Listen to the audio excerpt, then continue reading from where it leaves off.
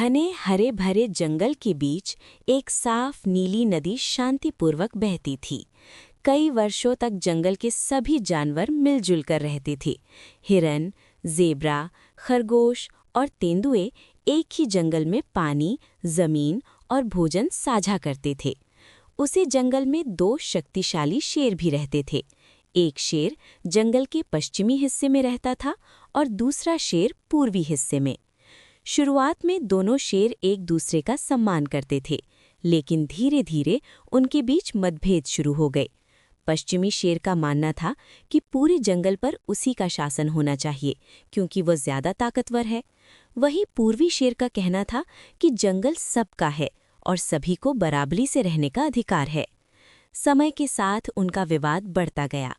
एक सुबह सभी जानवर नदी के किनारे इकट्ठा हुए। पश्चिमी शेर गर्व से खड़ा था और उसके साथ कई जानवर थे, ज़ेब्रा, हिरन, एक तेंदुआ और एक छोटा खरगोश। उसने जोर से दहाड़ते हुए कहा, आज से इस नदी के इस पार का जंगल मेरा है और जो मेरे साथ रहना चाहते हैं वे यहीं रहेंगे। नदी के दूसरी तरफ दूसरा शेर खड़ा था। वो शांत लेकिन दृढ़ दिखाई दे रहा था।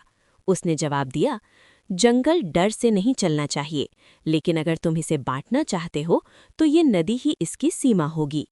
पहले एक छोटा लकड़ी का पुल दोनों किनारों को जोड़ता था, जिससे सभी जानवर आसानी से एक दूसरे के पास जा सकते थे।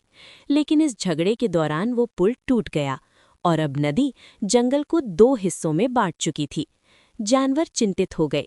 एक हिरन ने धीरे से ज़ेब्रा से कहा, हम पहले कितने शांति से साथ रहते थे, अब जंगल क्यों बांटना पड़ा? तभी बूढ़े तेंदुए ने गहरी सांस लेकर कहा, जब घमंड और ताकत बहुत बढ़ जाती है तो दोस्त भी अजनबी बन जाते हैं। उस दिन के बाद जंगल दो हिस्सों में बंट गया। सभी जानवर अलग अलग तरफ रहने लगे, लेकिन उन्हें वो समय याद आता रहा जब पूरा जंगल उनका एक ही घर था। और उनके दिलों में कहीं न कहीं ये उम्मीद जिंदा थी कि एक दिन टूटा हुआ पुल फिर बनेगा और जंगल फिर से एक हो जाएगा।